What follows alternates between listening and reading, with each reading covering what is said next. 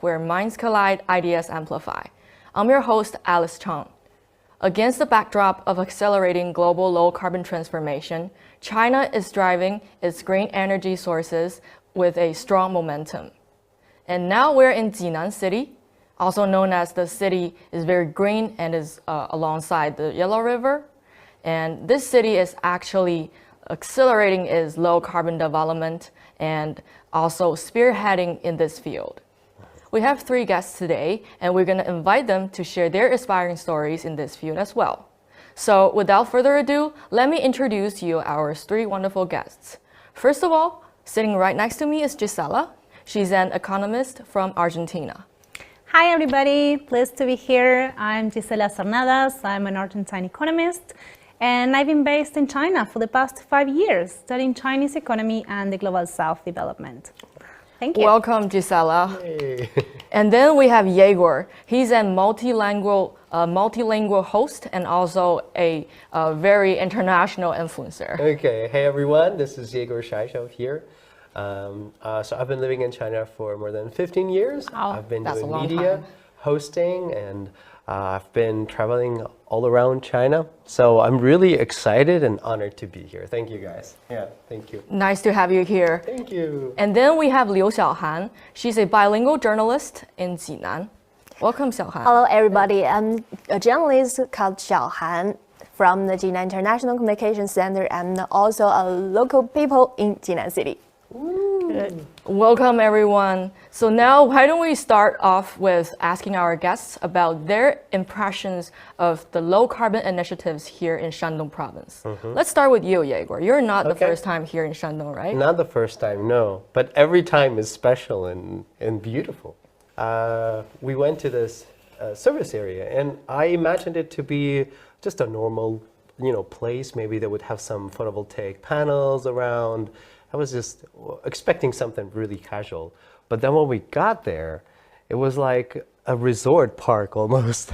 And I learned about the initiative that while developing the plans for this service area, they already had in mind to install the solar panels and also how to make it sustainable.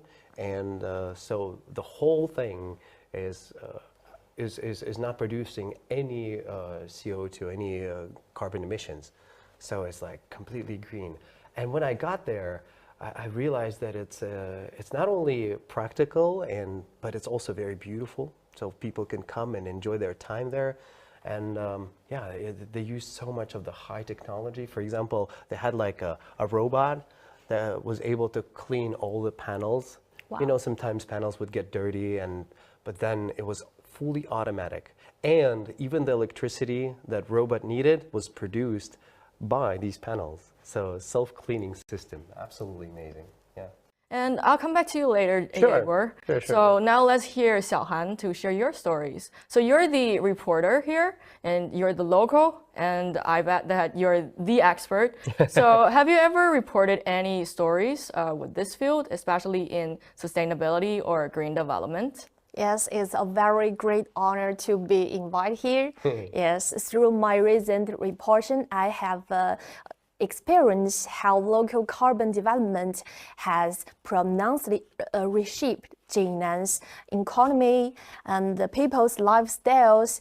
And let me share a story from my perspective.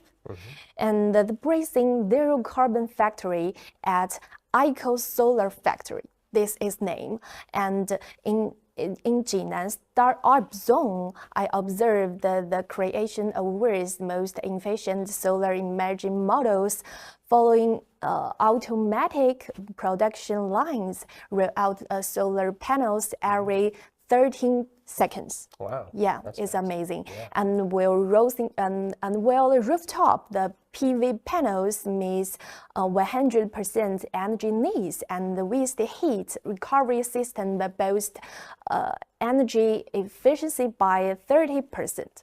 Yeah, and workers proudly, they always say, and they are very proudly, they say we are not manufacturing products, and we are planting the sun. Yeah, it's cool. interesting. That's and nice. the surrounding smart industry park achieved the carbon neutrality, and we even street lights powered by the solar storage system is also a true zero carbon production loop. Yeah, That's it's really my cool. share. So you just mentioned the Jinan startup area, and it plays a very important role in Chinese modernization. And you just mentioned some socioeconomic aspects of that. I really appreciate it. And now let's turn to Gisela. So I know that you also visited the zero carbon service area, right? Yeah. And you visited the solar corridor, the solar sunflower. So what are your impressions of that? Well, it was fantastic, I gotta say. Similar to Igor, I arrived to the area thinking that, well, they will have some solar panels technology, that they might be self-sufficient, but I didn't imagine how complex the situation was. So they had a system where they talk about this zero, referring to zero emissions as an equation, right? Like emission minus reduction minus offset of the environment. So it's a quite comprehensive approach. And something that really impressed me about this was on one side, the technology. They have a sunflower that can open up or closing down depending on the weather. So for instance, it captures a lot of solar energy. That's very cool. And then they have the largest slope with solar panels in China. They have all the roof of the car park with solar panels as well. So it's quite integrated. Now, something that dragged my attention was that they not only produced the energy to supply the service area, but they also have a surplus that they provide to the surrounding communities. And that's very interesting because they not only think about how can they have energy for themselves, but also how to support households. And Alice mentioned that they support to 1,500 families with that project. So it's quite impressive. Yeah, also for the service area there, they also had a surplus. So it's like scalable model, yeah? Yeah. And it's interesting that you can charge your car with super fast charging piles that you can charge your car in the time that it takes you to have a cup of coffee. Yeah. I think it was you girls were boasting about having a coffee, and then at the time of the drinking coffee, your car could be recharged. Totally. Is that what happened? What happened? Super fast. Yeah, okay. super fast. It's very impressive. It was really using the cool. direct translation from 一杯咖啡满店出发, which is just, and also the charging pile goes like super fast charging pile. Yeah. Because I remember when EV vehicles, when they just started, popping up, people had concerns of, when you have a low battery, you have to wait for a long time before it recharges, the infrastructure. But then in China, I see these service areas just appearing here and there, and it's so convenient for, electrical vehicles owners. Yeah. This one was super fast. Yeah. Wow. Iegor, like I know that you have already traveled to many places in China. Oh, yeah. And do you have any sharings or stories that also impressed you a lot in terms of sustainability? Yeah, sustainability. I like how in China, a lot of the projects that calculate, as you just made an example, and if it's a zero carbon, if it's balanced, what they produce and how much they spend in electricity, they call it zero carbon. I went to a whole island that was a zero carbon island. It's called Dachen Island, Dachen Dao. It's close to Taizhou, I think city situated in Zhejiang, not too far away from Shanghai for those people who have not visited China. But then it was powered mainly by the wind power producing stations. And they not only just, you would imagine, just put a bunch of the windmills and produce energy. No, they actually had a surplus of the energy that was produced, and they used a new technology. It's called, it's the voltage that they use to transport the energy from the island to the mainland. And they had a breakthrough. They achieved a 20 megahertz. The rate is very low, and it's more efficient in that way, because otherwise you have to transport it and switch it to other voltage and then transport, and some electricity would be lost. But they found an efficient way, so that not only enough for the island, but it's enough to give back to the mainland. And I visited that island. And people were so proud. Like, Xiaohan just shared about the people from Jinan, like the people of the island. They were like, "We're the green island. We're." So I think it's beautiful that China is setting so many examples for other places to be able to replicate and to learn many lessons also. Yeah. How do you like that? I think that's very inspiring. Yeah. Because we have the green city, which is Jinan, and we also have the green island, which is Taizhou, right? Yeah. So we have already talked a lot about those examples and initiatives here in China. So I am wondering if there are any similar initiatives or projects that are actually located in Latin America, CELAC countries, and especially in Argentina, Gisela. Wow, it's a wide question. Let me talk about CELAC first. I gotta say that the renewable energies technologies in Latin America is a very emerging issue. It's quite new, so the technologies are still under an exploration area. And I should say that also there are a lot of investments from China-related renewable energies in Latin America. Oh, wow. Energies in general, actually. In the last 20 years, there were Chinese investments for over $125 billion all over Latin America and Caribbean regarding energies.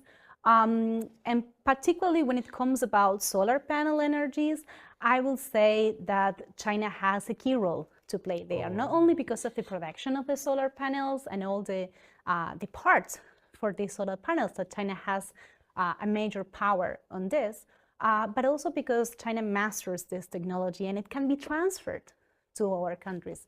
So I was recounting a little bit of information from different countries receiving investments or working on partnerships with China regarding solar energy. And I found that only between Argentina, Brazil, Cuba, Honduras, there are investments for that can create energy, for 6 gigawatts of energy. That it can be translated into how much people will be benefited by this. Between 9 and 11 million people benefited from these investments in solar energy. So it's quite a big number, but I will say that there is still a very long way to go because, we are a few hundreds of millions in America. So 10 millions is not a meaningless number, but still there is an overall issue on energy to be But it's the beginning of the journey, so exactly. It's the beginning of the journey and it's very important. And particularly about Argentina that you were asking. In the north of my country, we have the largest solar energy plant in Latin America, which is Caucharí, and it can produce 300 megawatts of energy that supplies energy for 100,000 families nearby. So it's a significant project. That plant was made with investment and technology from China. So it's very interesting. Again, there is a very long way to go, but I think we are on the path. And actually what we can see in these experiences in China is that the government is the one who takes the lead, who takes the initiative to ultimately pull actors in the market as well to work together towards a green environment, green technologies. I just noticed that it's beautiful that in China they're thinking ahead and trying to make this technology mature and try to install it in different places. They say it's not that we're inheriting the country from our ancestors, but we're borrowing it from the next generation. So basically, it's really important what we do now because it will affect our children and our grandchildren. So you guys are thinking ahead. It's a long-term thinking. Long-term thinking. Exactly. Under Chinese modernization, China is actually leading in this field, I have to say. Okay. And three of you all have extensive knowledge in this field, in this topic. So I actually wonder if there are any cases that remind you that can actually be duplicated and can be used in other areas, in other countries. Iegor, do you have any experience to share? The first thing that came to my mind is that I visited this really cool wind power station, which was actually based on the sea. Yeah, it was, some of the stations were floating in the open sea, and some of them were close to the coastal area, where when it's a low tide, you can still see the ground. Yeah, and then when it's a full tide, it's water. You had to go by boat, and it was a great experience. I think it was close to Nantong, which is close to Jiangsu area, right? Yeah. Which is the Jiangsu area, and it was just mind blowing because you could use all that wind that's just wild on the sea because there's no obstruction, right? There's no buildings, no trees, so you have a ample amount of wind to harness. And yeah, it was they shared a lot of the technology and a lot of the experience that they gained while like building this project, as the special materials they used for the wind turbines, because the water is salty, it erodes metal much faster, and also transporting people, etc., etc. And I thought, wow, this is so much of experience that could be shared around the world. And I think, especially for those countries who doesn't have a lot of the land area, or maybe it's mountainous, difficult to use the land, they could use the ocean area for the production of the energy. Maybe something like that. That's true. Okay. So for our audience who are watching our episode, who are actually living in coastal areas, coastal cities, Yes. we can expect one day that these projects can be located in your area. Yeah. And how about you, Gisela? You were also in China for the past few years, right? Do you have witnessed any examples that can be duplicated? Oh. Well, many examples. Wow. Say, particularly for the topic that we are talking today, which is energy, we could learn a lot from Chinese experiences regarding how to work with the natural resources we have, with wind, with solar energy.